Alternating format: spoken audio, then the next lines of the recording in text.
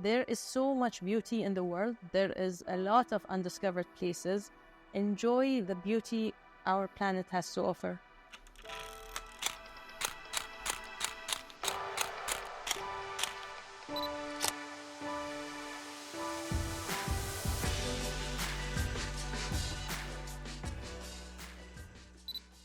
I'm Mona Jomaan, born, raised, and still living in Bahrain.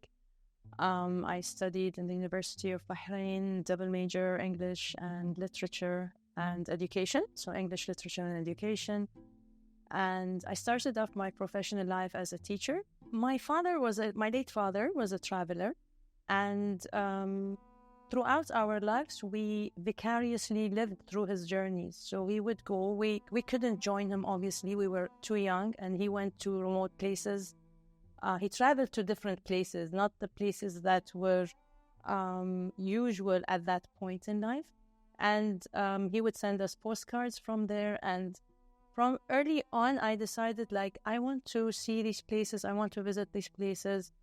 And we would listen to the different stories, and a bucket list sort of builds up in your head very early on in life. That was one part. The other part, we had a lot of National Geographic magazines at that time. So I would go through them, and I maybe not read, because again, I was very young, but I would be awed by the amazing and iconic photography that was in the magazine at that time. And that, in addition, we had books.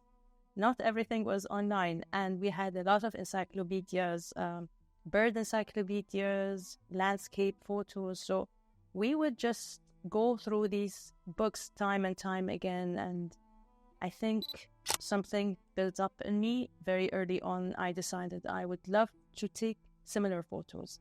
My source of passion and inspiration comes from a number of things put together. So photos in general, I would look up photos now online, but previously it was books. We would look at them, and I would say, this is a photo I would love to have on my portfolio.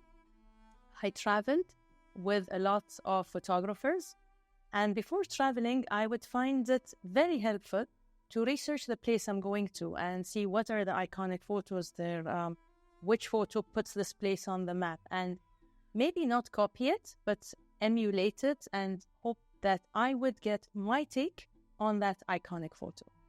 Another place of inspiration for me is museums. I love to go to museums, and I usually end up in the classic art section, not the contemporary, not the modern art, and I would look at the old masters and see their use of light in the landscape photography. It's not a place where a lot of people go to, but that's my happy place. I would go and I would think, this is how his eyes visualized a specific landscape at a specific time of the day. And you would see how the light trails on the photo. And I would spend a lot of time just trying to grasp the different aspects of that artist. I have a lot of photographers that I love their work and emulate, and I try to copy their field in photography. I love seascape. I love anything that has to do with nature. Landscape, seascapes, and animals. Wildlife, I love wildlife.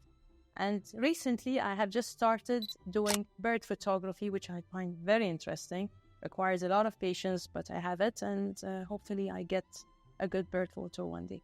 In Bahrain, I have a lot of different places. I have my safe places, and I have my favorite places. So my safe places are 5 minutes away from home. The Coronation Harag is beautiful. You can go early morning shoot, you can go sunset shoot, and you would come up with a good photo. That's my safe place. My other places I love to, because I'm a landscaper at heart, I'm sort of limited with the landscape in Bahrain, but I will find my angle. So I love to go to Skhir. Dragon's Rock is one of my favorite places here. I love Jarada Island because that's my happy place with the seascape. And I got a lot of nice, beautiful photos from both places.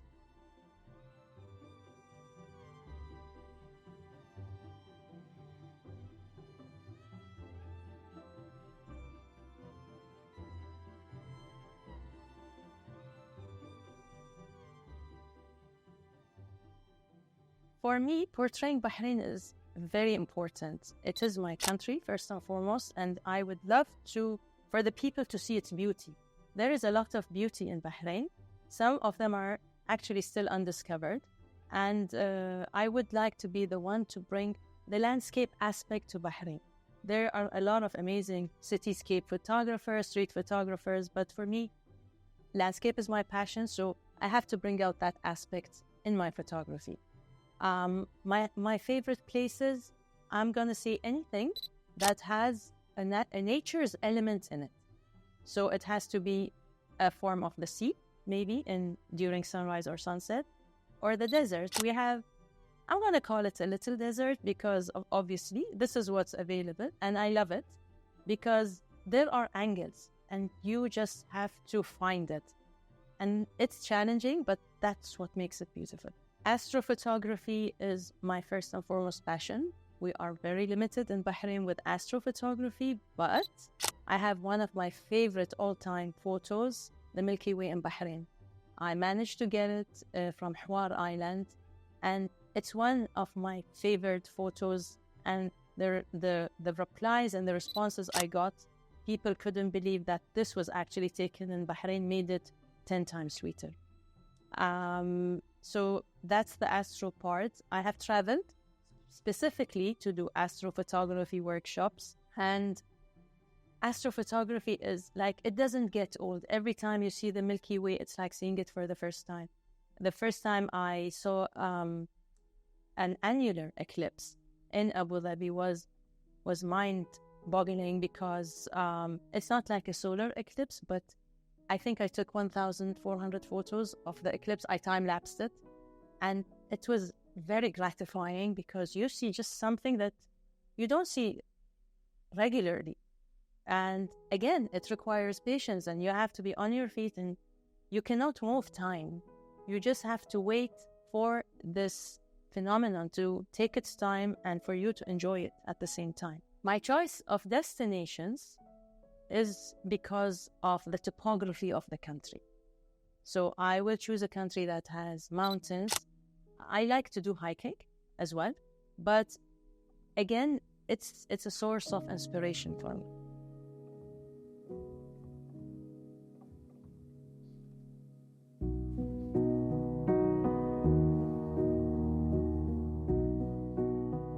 First of all, the weather. We have to look at the weather first and foremost. Is it going to be cloudy? Is it going to be sunny?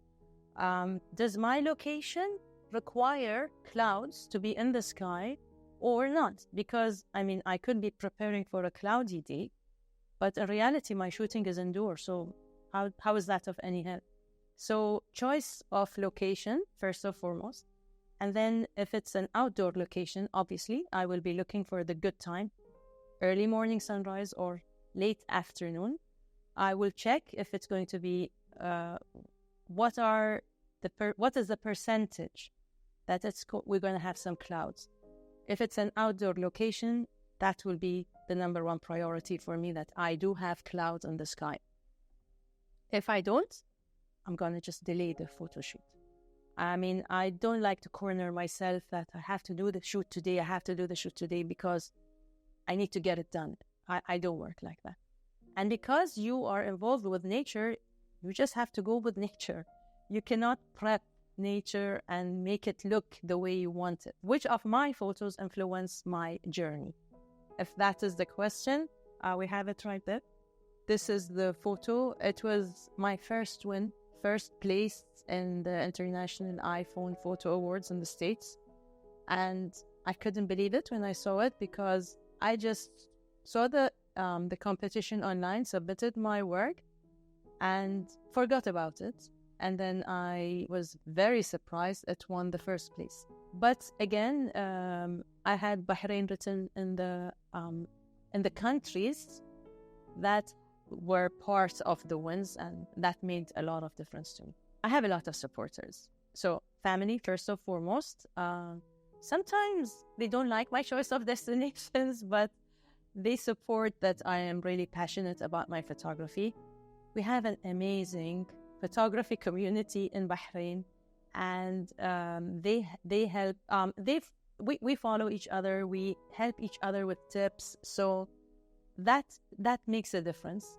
I have a network of international friends that I have traveled with in previous photography workshops, and we are still in touch.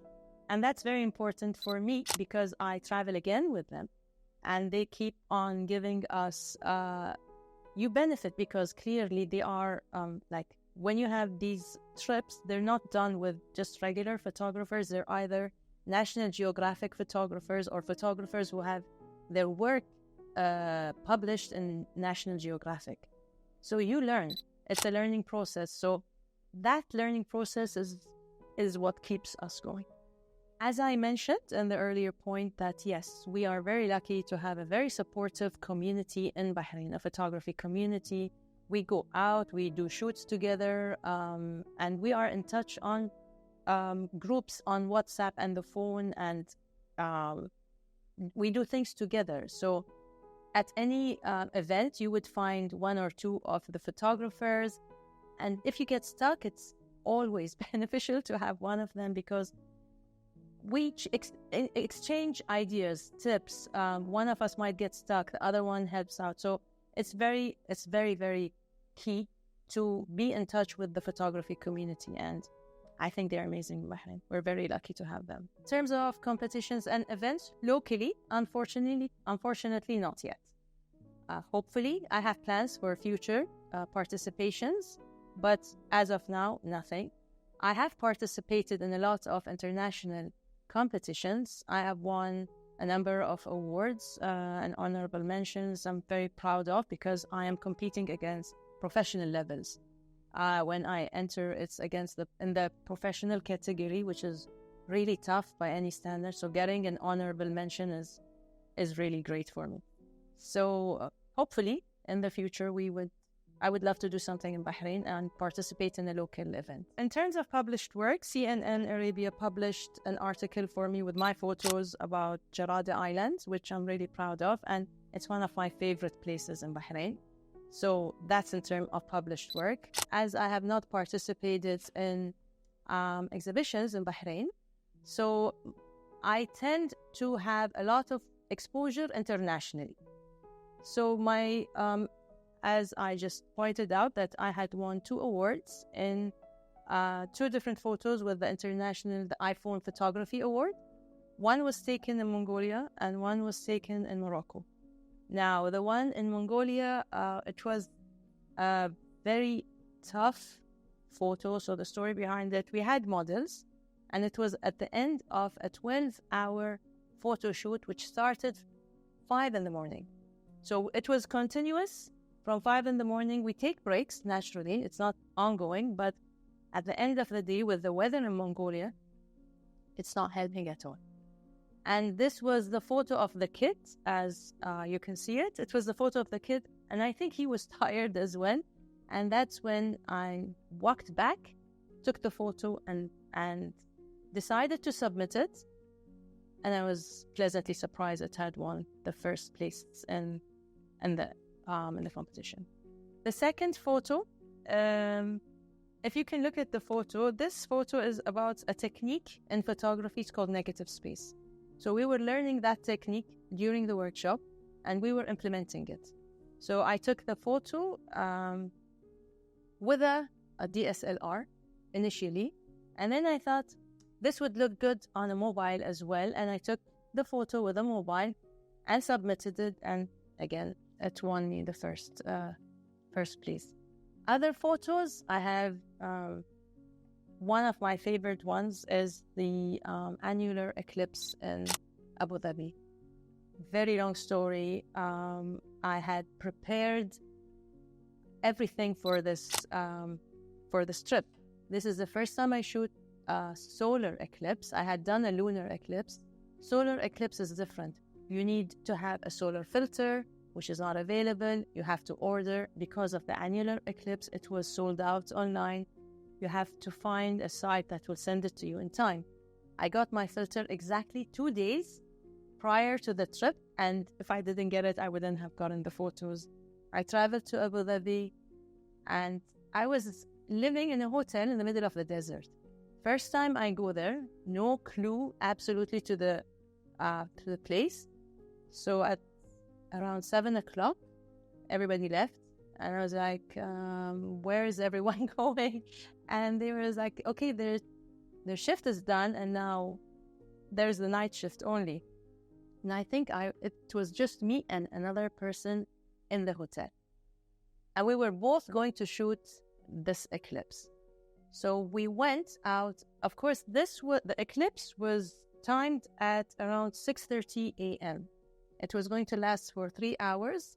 The annular part was exactly 1.5 minutes. So you have to be set up. You have to know how to use your filter. You have to find the settings. So it's a lot going on one time, but I was very lucky. I got to know a professional astrophotographer. We did the shoot together, and it turned out perfectly.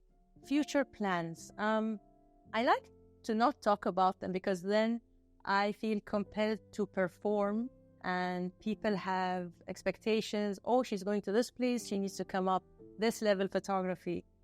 But it's going to be, the next trip is going to cover a solar eclipse in Mexico.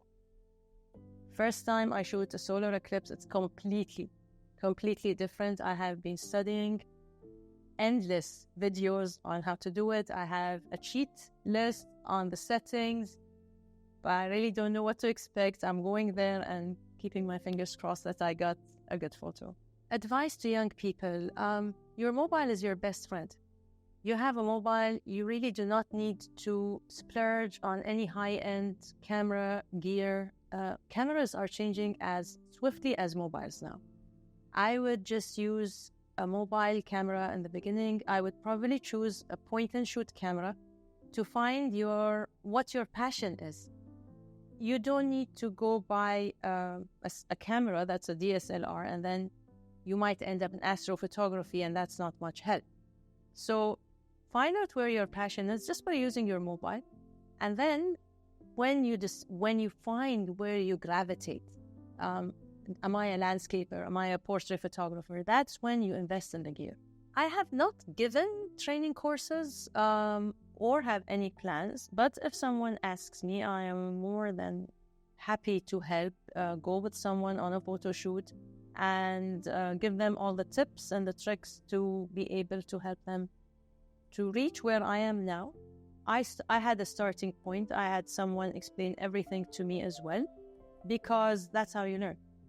But in terms of giving a professional training course per se, I have no plans.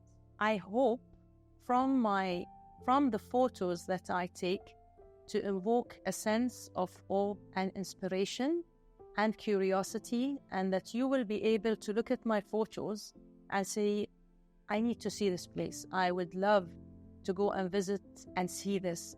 How did she capture this? Where was this photo taken? There is so much beauty in the world. There is a lot of undiscovered places. Please do not limit yourself just because a place is trending or because you have to tick countries off your list. If this country does not mean anything to you, there might be other places that do. Don't go with trends. Enjoy the beauty our planet has to offer.